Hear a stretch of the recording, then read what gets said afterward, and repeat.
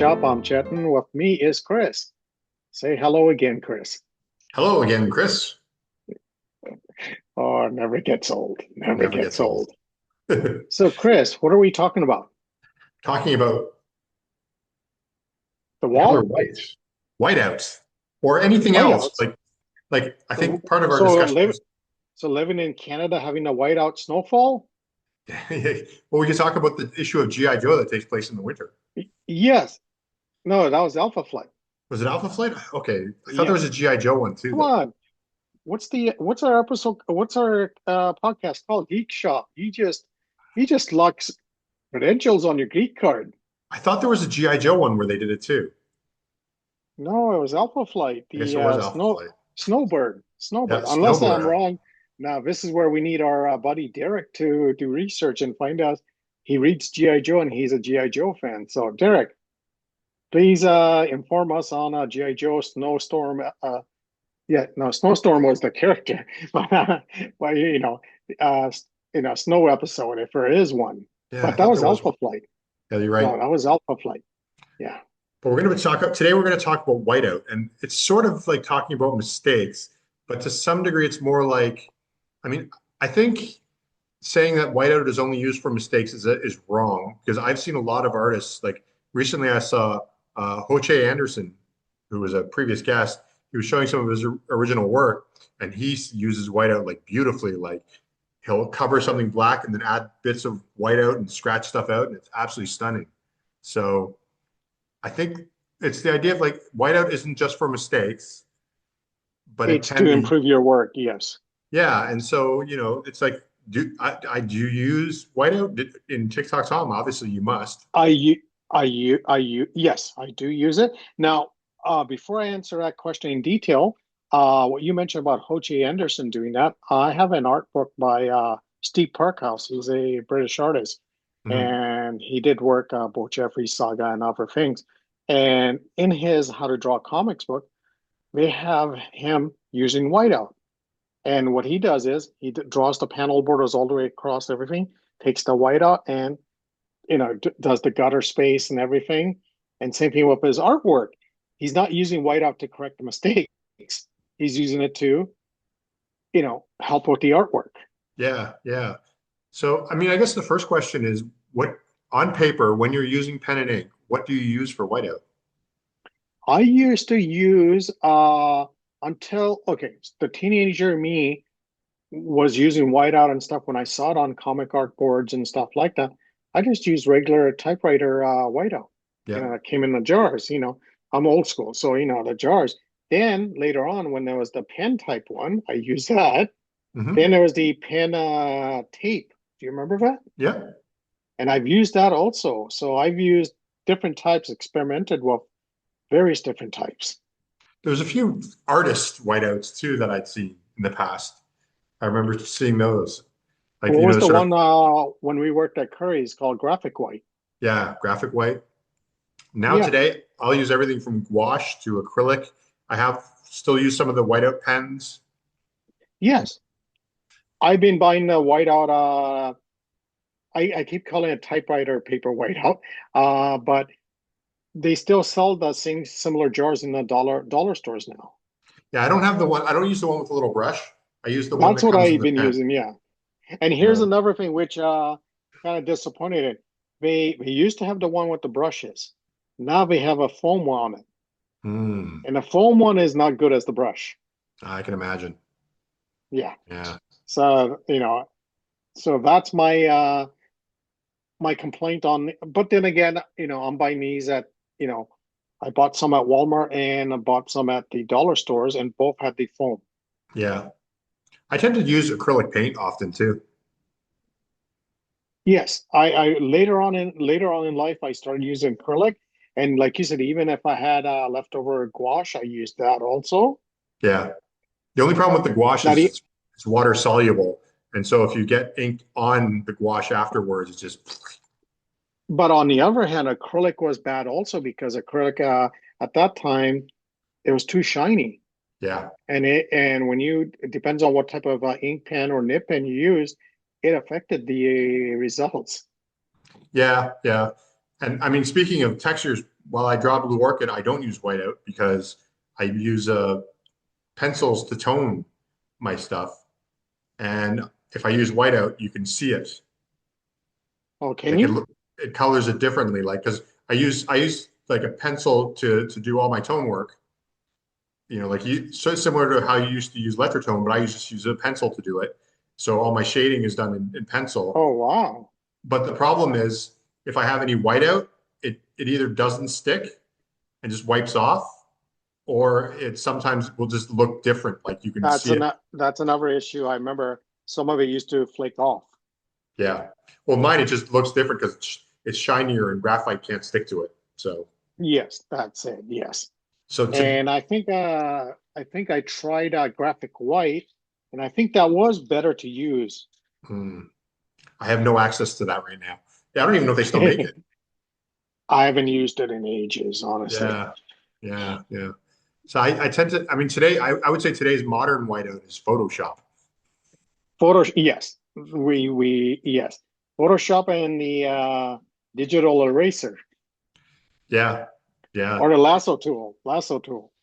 I mean, there's lots of different ways you can erase in Yeah, Photoshop. I tend to use the because again, I keep my paper texture as visible. I want it to look like it's on paper.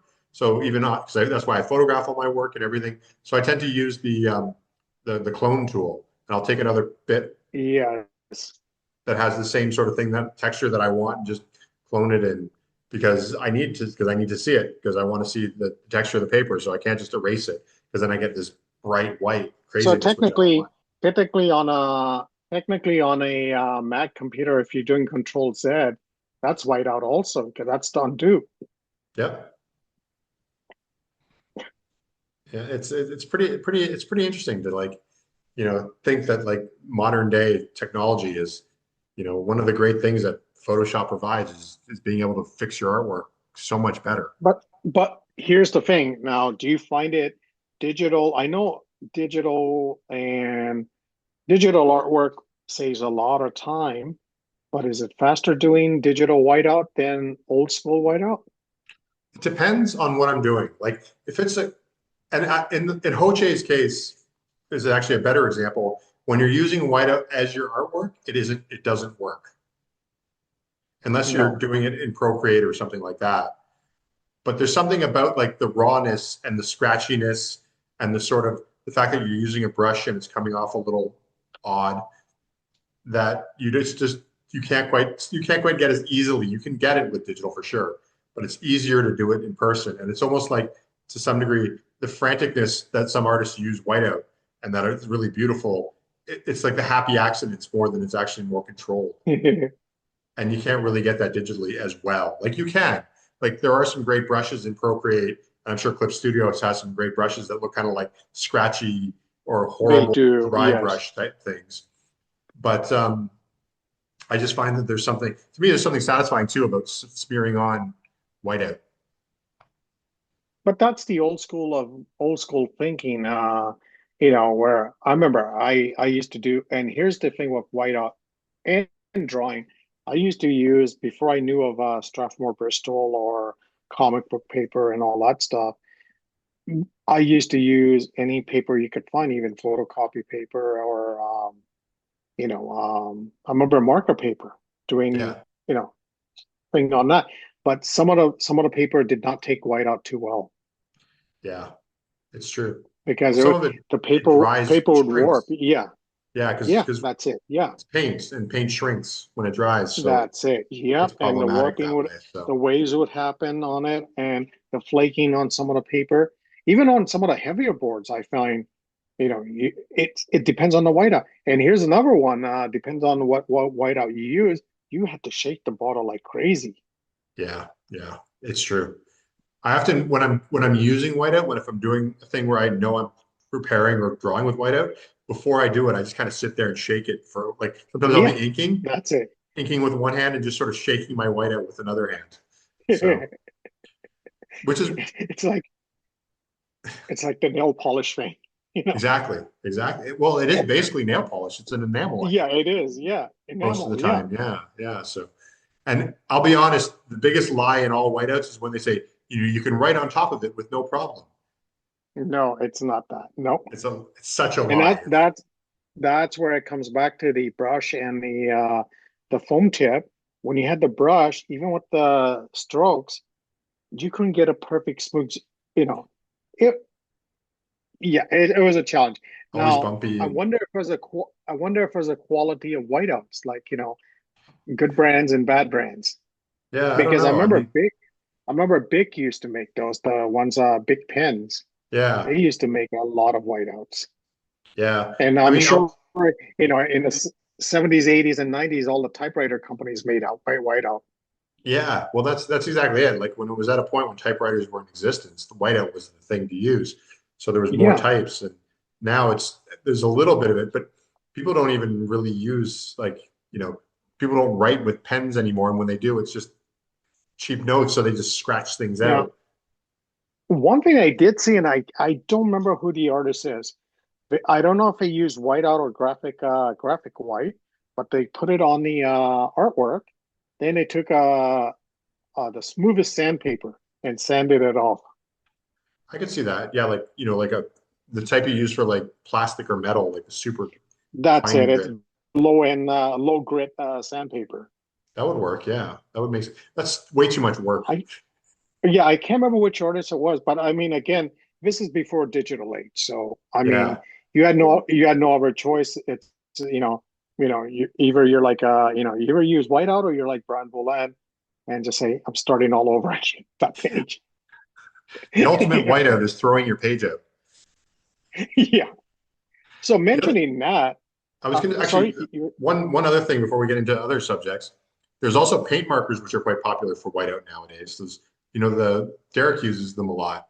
he has the Posca Yeah, acrylic markers. So I have one Posca white marker, which is okay.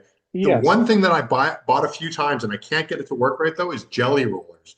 Like somebody told me that you can use like the gel pens, Really? the white, and that you can white it out, but it's a super thin line. And the problem is I find I've seen, I see artists online and be, oh, just buy these gel pens. I buy them and they're so transparent that the I'm black just just comes thinking, through again. never thought about the gel pens for Yeah. whiteout. I tried and it just didn't work that well. Like they kind of turned gray. Now, here's a question. What's the ink in the gel pens? Is it I mean, acrylic?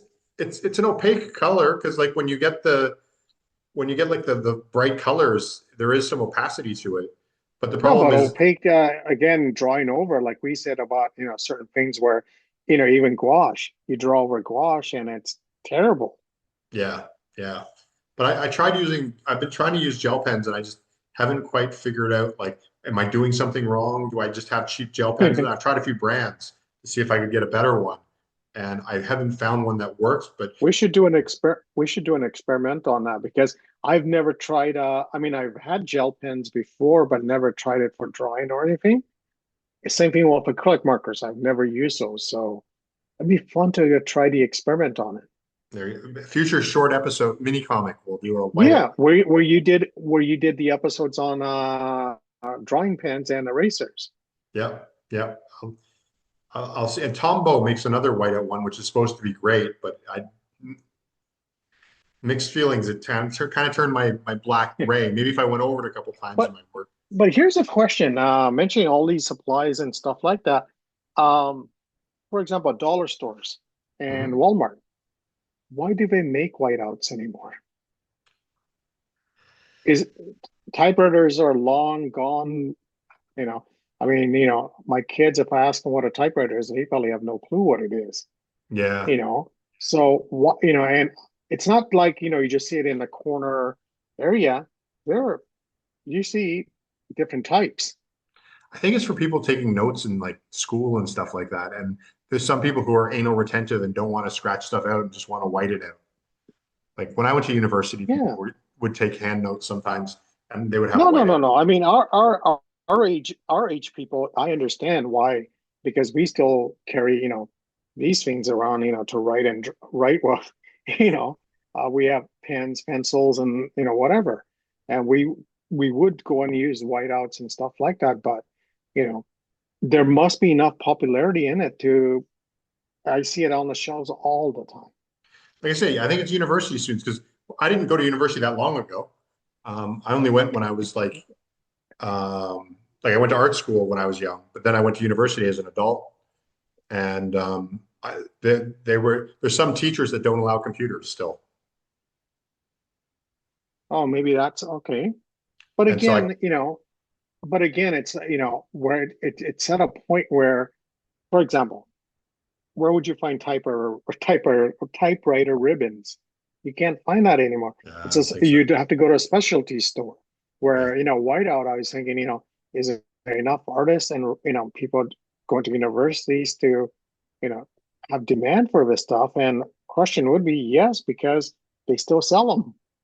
I also find a lot of whiteout and this is even in Toronto. I went to a few of these sort of, there's like the Asian um, sort of pen stores that sell all kinds of like, they sell like little Asian toys. There's a lot of them Yeah, yeah. on Bloor Street near Bathurst, if you're in Toronto. But there's a lot like in Thailand and Japan, they have them too. And they often have huge amounts of whiteout because I think people like that's where you sell a lot of the gel pens and stuff like that. And I think there's a lot of Yes. people making art.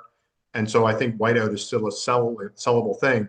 And I think maybe because, as we were discussing before, to us at least, different brands of whiteout didn't really matter. Like when I buy whiteout, I buy whatever's on the shelf that's, Same here. at the It never Staples I'm felt. at or whatever. So I think that maybe that these brands are surviving off of university students and this sort of like trendy sort of, doodling and stuff like that, that a lot of that particularly again, Asia's really blowing up Yeah. on that right now. So, and they use a No, lot of whiteout to fix stuff and Asian also to draw Asian stuff. countries, Asian countries, and let's say African countries, and even maybe some of I could see that, but North American culture seems to be getting away from the old school ways, and still surprised, like in Toronto, like as it is, art stores are a dime a dozen now. You can't find that stuff. Even art supplies. I mean, it's hard to But find. the stores where you sell like sort of weird Japanese and Korean like gel pens and things like that and stickers, there are a Yeah. lot of them in Oh, Toronto. they are. Yeah. There's a So I lot of think them. they're the Yes. ones selling a Yeah. lot of liquid paper or whiteout. But mind you, I mean, if I look in my art drawer, there's should be a whiteout pen and the jar. I still have those. I don't have a jar. I have a tube of gouache, some acrylic, and a whiteout pen. And a couple of gel pens and like the stuff that I've experimented with is sort of stays in my supplies, but I rarely use them. I also sometimes use white pencil crayons too. Yes, I've heard of people doing that. Yes. Yeah. So it doesn't erase it, but it kind of mucks it up nicely. Mugs it up. Yes. Now, Yeah. like I said earlier, I've tried the typewriter tape, and the only problem with the typewriter tape is you put the tape on, then I remember using my fingers or, you know, something dull and making sure it stays on properly. Yeah, you kind of have to burnish it on a little bit. Yeah, and it was tricky. It wasn't bad. It was tricky, but I mean, it's been years since I've used that. It would probably be really good for a big space if you had to Like a white out a splash large page or something. or like just a Yeah. large amount of whiteout. Like if I had to do like something that was like an inch by an inch, I'd rather just do the tape a bunch of times and sit there painting the square out. Yes. So I can see that. So what I was saying earlier was, now this is mentioning Whiteout. I bought one or two artist edition books by IDW, and one of the artists I bought, I was so disappointed. I mean, amazing artist, love his work, but the pages were perfect. There's no whiteout, you So know, disappointing. and that artist is Kevin O'Neill, and I bought his League of Extraordinary Gentlemen's book, the artist edition one. Perfect work, amazing artist, love his work, but no whiteout. Then I Was it bought that he didn't use whiteout, or was it that they just scanned it to hide it? no, but I did see in some areas, pencil marks and things like that. So Okay. I did see that. But again, maybe I missed it, but most of the pages were like perfect. On the Yeah. other hand, I bought the Joe Kubert Enemy Ace IDW book, and there's whiteouts, there's paste ups, everything. Same thing with the John Romita Spider-Man one. Yeah. And it's like, and that's what I want to see. I want to see, these guys are human, you know, in a good way. It's like, these guys make mistakes, And again, not saying, we could go back to H.A. Anderson's thing where we're using the artwork, a whiteout to improve the artwork. But in this case, some of the cases, it was like you could tell it was like one area where they drew, I guess, an arm or something. Then they whited it out and lowered it into a different section. Yeah. Yeah. Obviously. Well, when we did our Tintin thing, we showed some of the stuff in the museum. There was like some major changes Yes, that were whited out for yes. sure. So I would be interested in any of the artists that we see that where you don't see whiteout on their artwork. I would love to watch videos of them working to see why we don't see whiteout.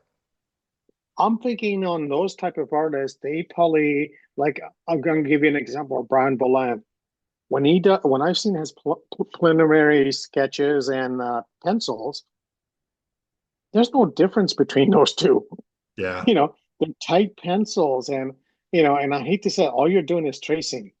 I was going to say, I think in some cases when you're inking artwork, it is just tracing, Yeah, you know? where you're just tracing your pencils. But on the other hand, some of the other artists you see, where they're just going crazy with their own. I'm talking about artists inking their own work, Yeah, of and course.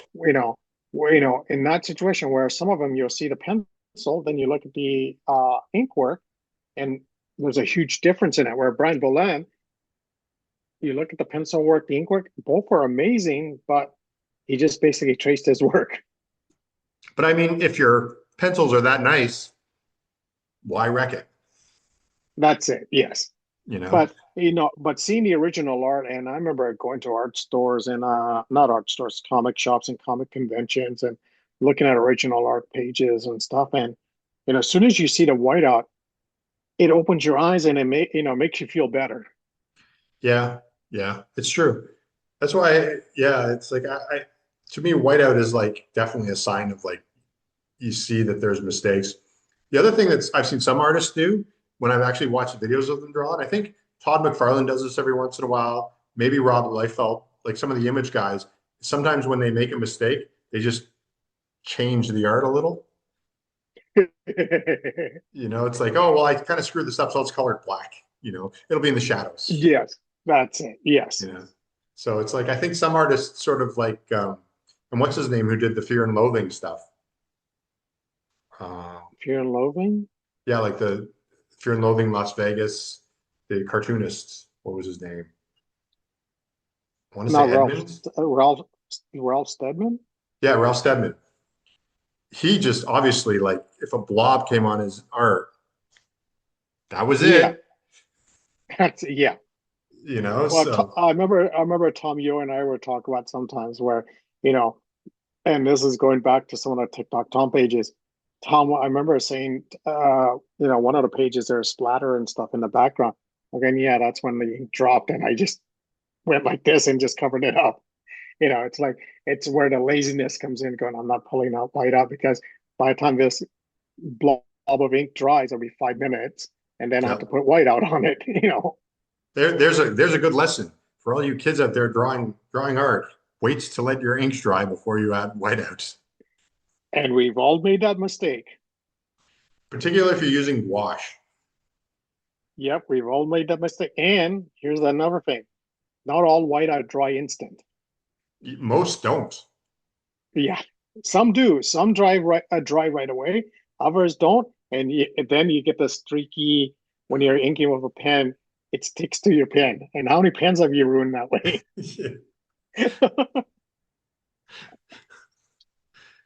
Oh man, Oh, this is the only I'm getting podcast bad. on YouTube where we're laughing about whiteout. Yes, and I'm getting bad memories from this now. I know we're gonna have trauma and all about whiteout. It'd be horrible.